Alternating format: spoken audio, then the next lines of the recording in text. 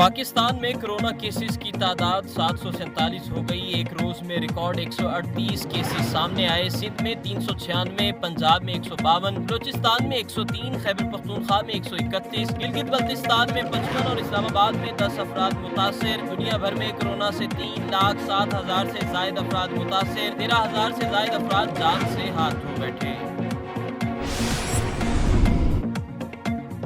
सूबाई हुकूमतों की अवाम को घरों से ना निकलने की अपील। वज़ीर आला पंजाब उस्मान बुज़दार ने कहा कि अवाम एहतियात करें और मेल जोल ना रखें। वज़ीर आला सिंध मुराद अली शाह कहते हैं कि अवाम का घरों में रहना सबके लिए जरूरी है। वज़ीर आला बलूचिस्तान जाम कमाल ने कहा कि कुछ रोज के लिए समाजी फासला रखें।